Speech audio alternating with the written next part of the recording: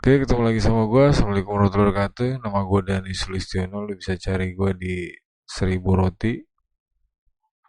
Lu search di Google atau di YouTube.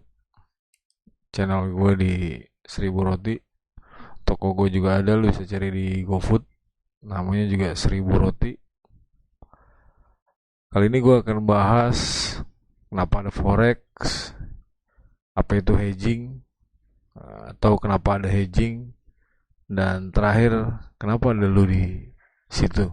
Jadi gue juga heran kenapa lu ada di dunia itu gitu. Sekarang balik lagi, kemarin gue udah pernah jelasin bedanya dunia ini awalnya cuma ada dua yang bisa ditradingin, satu falas, satu saham. Yang baru yang lagi digembar-gemborin itu kripto. Kripto itu yang gue sempet jelasin dia dua kaki.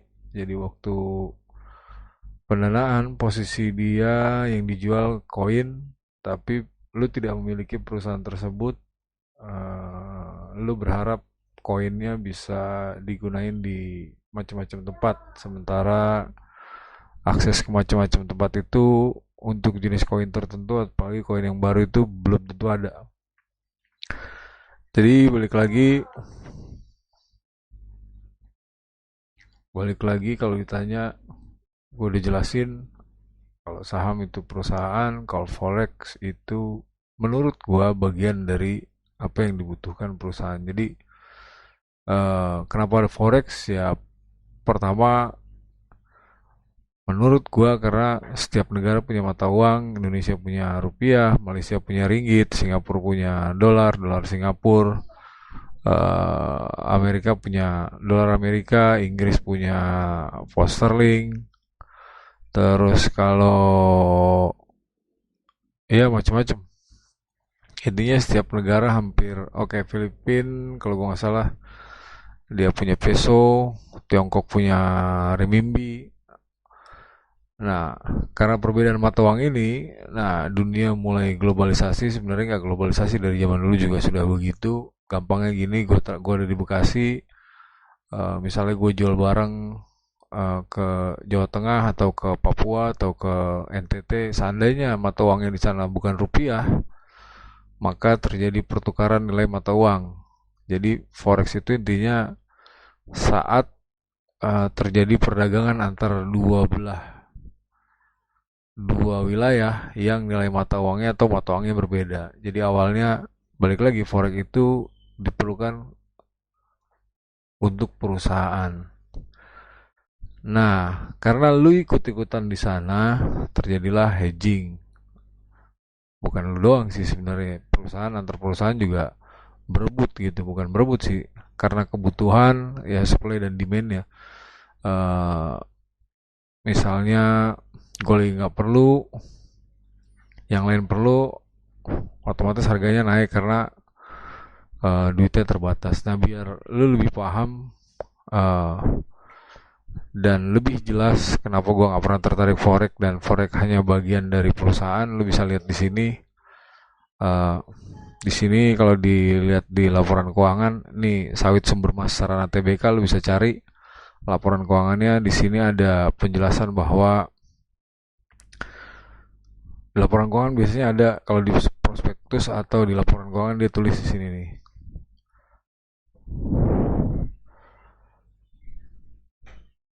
Harga pasar terdiri dari dua jenis risiko. Pertama, risiko mata uang asing dan risiko harga komoditas. Risiko harga komoditas itu maksudnya risiko harga barang itu sendiri. Misalnya kalau ini kan sawit ya, misalnya minyak lah. Minyak kan kemarin sempat ancur-ancuran, misalnya tadinya $70 per barel, sempat naik di $200. Itu makanya ada subsidi. Ya, subsidi itu ya tadi karena perbedaan harga komoditas dan harga kurensinya itu sendiri. Sama kayak sawit, sawit karena tujuannya ekspor ya, dan harganya patokannya harga dunia, maka kenaikan dan penurunan harga sawit itu jatuhnya harga komoditas, dan naik dan turunnya mata uang asing itu jatuhnya di sini resiko mata uang asing.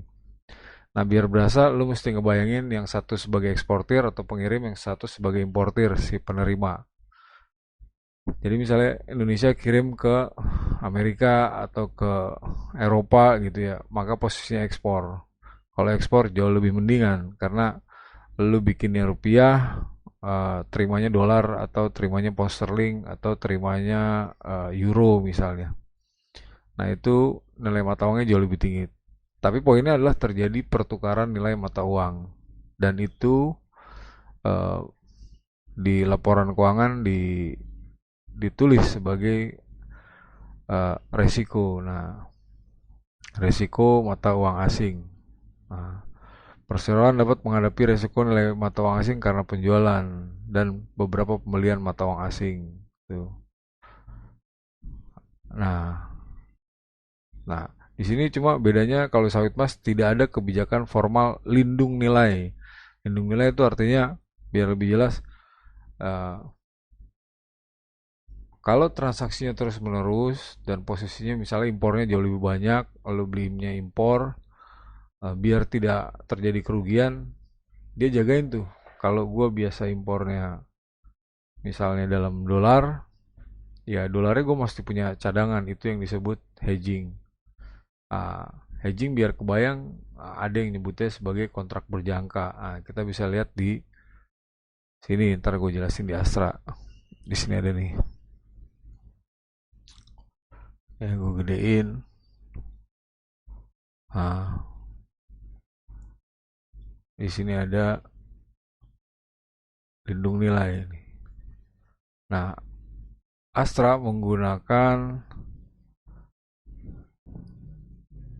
mana ya? Nih, kontrak berjangka valuta asing. Kontrak berjangka ini hubungannya kemana? Otopart, Astra Otopart juga sama nih, kontrak berjangka valuta asing. Nah, dia kontrak berjangkanya dengan bank. Nah, di sini ada nih, ini kontrak berjangka. Nah, ini punya JP Morgan. JP Morgan ini 0, tapi lo bisa lihat kalau di Victoria ada yang disebut eh, kerugian atau keuntungan atas transaksi mata uang asing. Nah, kalau dia nih positif berarti dia untung nih gara-gara falas doang. Oke, jadi hedging itu digunakan untuk melindungi si perusahaan dari risiko fluktuasi mata uang tersebut. Nah, fluktuasi mata uang tersebut sebenarnya misalnya ada beberapa perusahaan kayak Astra gini atau tadi sawit, dia ekspor ke negara tertentu dan dia impor barang tertentu dari negara yang sama atau negara lainnya tapi mata uangnya sama yang digunain. Nah, dia biar nggak langsung dikonversi ke rupiah karena sekarang peraturannya juga kalau transaksi di dalam negeri harus pakai rupiah, dia tetap harus punya dolar.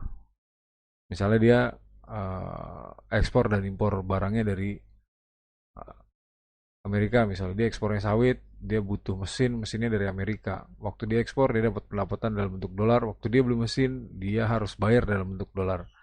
Nah, biar tidak terjadi kerugian, dia harus menyimpan. Nah, menyimpan itu disebut hedging. Nah, biar cost-nya jauh lebih kecil atau kas yang harus ditahan lebih kecil, ya biasanya perusahaan kalau transaksi ada yang pakai LC, ada yang salah satunya kayak gini nih, kontrak valuta asing. Jadi dia kayak apa namanya, on call ya. Jadi waktu dipakai aja dia dia baru bayar sehingga costnya lebih kecil. Sama kayak eh, ada bank garansi, ada insurance bond. Bank garansi lu bisa diblok 100% duitnya, bisa juga insurance bond atau pakai asuransi. Jadi yang diblok cuma 5% dari duitnya. Jadi kurang lebih biar kasnya tidak terganggu, ini bisa pakai ini dan disetujui nilai mata uangnya. Nah, kalau si sawit mas tidak menggunakan itu. Kalau Astra nih pakai dua-duanya nih. Terus biar bisa kelihatan uh, tadi posisi sawit yang ekspor keluar. Sekarang kita lihat dari si laporan keuangannya si Rose. Rose kan negara eksportir. Di sini ada Rose Indonesia posisinya sebagai importir dan eh, bukan ATPM tapi dia kantor perwakilan, jadi jatuhnya kalau di SIUP-nya atau KLBI-nya perdagangan besar. Maksudnya perdagangan besar. Nah, di sini dia tulis nih. Jadi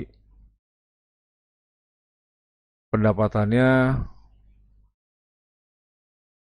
dari penjualan itu dari negara-negara dari ekspor. Nah, pembayarannya dari local currency di negara tujuan. Jadi misalnya Rose dari sana kirim ke Indonesia, bayarnya pakai rupiah.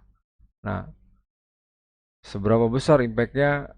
Dia dia ada penjelasannya di sini. Kenaikan 1%, seberapa besar perubahannya nih. Jadi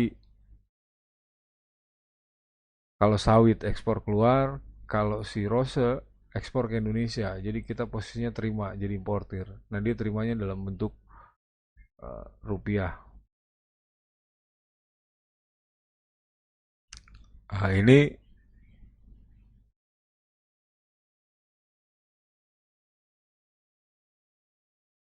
danya juga sama. Danya ini uh, lu bisa cari ya, dia kemungkinan uh, dia mainnya di alat kesehatan ya. Lalu bisa lihat di sini dampak perubahan kurs. Nah, 2020 ya, dia positif. Artinya kalau dia posisinya, kita bicara ekspor aja ya. Kalau dia posisinya ekspor berarti kursnya naik sehingga dia dapat kelebihan sekitar 161 itu. Nah, sebaliknya begitu diekspor dan negara tujuannya nilai mata uang yang digunakan itu melemah, dia rugi nih hampir 994. Ini jangan salah, ini biasanya ada keterangannya dia dalam uh, oh ini dalam ribuan rupiah, artinya ini tambahin 03 berarti 161 juta, ini ruginya 994 juta. Nah, begitu juga dengan Rose, gua kasih satu aja sampelnya. Ini artinya efek dari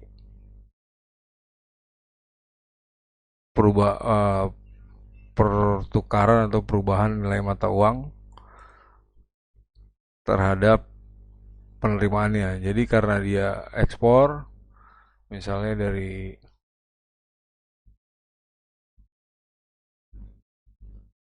dolar lah ya, dia berharapnya dari dolar, terus negara tujuannya Indonesia, karena dia terimanya rupiah, ternyata begitu di convert nilainya lebih kecil. Akhirnya dia sebagai eksportir mengalami kerugian 181 di tahun 2020 dan 184 di 2019. Artinya eh, nilai negara tujuan ekspornya, nilai mata uangnya jauh lebih lemah dari apa yang diharapin, sehingga terjadi kerugian di penjualan.